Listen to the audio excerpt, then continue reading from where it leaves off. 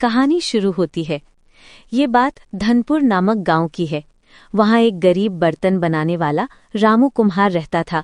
उसके परिवार में उसकी पत्नी सावित्री, बूढ़ी माँ गौरी और एक बेटा बिट्टू था। रामू मिट्टी के घड़े, दिए और कुल्हड़ बनाकर गांव के हाट में बेचता था।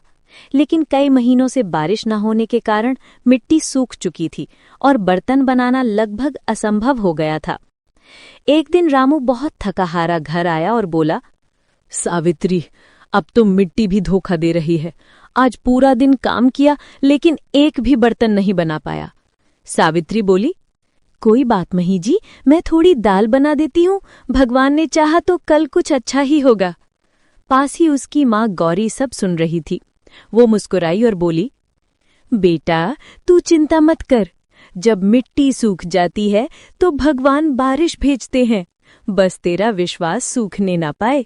अगले दिन रामू ने फिर कोशिश की, लेकिन मिट्टी वैसी ही रही। उसने तय किया कि अब कुछ और करना पड़ेगा।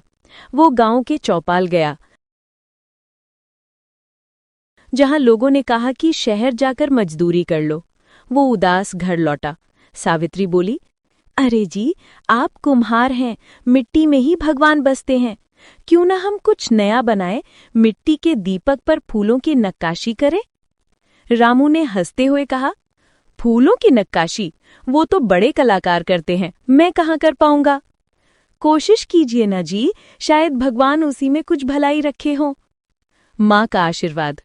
रामू अपनी माँ के पास गया और सारी बात बताई। गौरी बोली, बेटा तू कोशिश कर। अगर तेरे हाथ सच्चे हैं तो मिट्टी खुद रास्ता दिखाएगी। और सुन, पिछली बार जो मिट्टी तूने नदी किनारे के पीछे वाले हिस्से से लाई थी, वही मिट्टी इस बार लाना। रामू ने वैसा ही किया। उस मिट्टी में से कुछ चमत्कारिक था। जैसे ही उसने चाक पर मिट्टी रखी, वो अपने आप बहुत चिकनी और चमकदार बनने लगी। रामू ने उसी से फूलों की नक्काशी वाले दिए बनाए। दिवाली आने वाली थी। सावित्री ने सजाकर दीपक हाट में रखे। लोग देखने लगे। इतने सुंदर दिए उन्होंने पहले कभी नहीं देखे थे। रामू के सारे दिए बिक गए।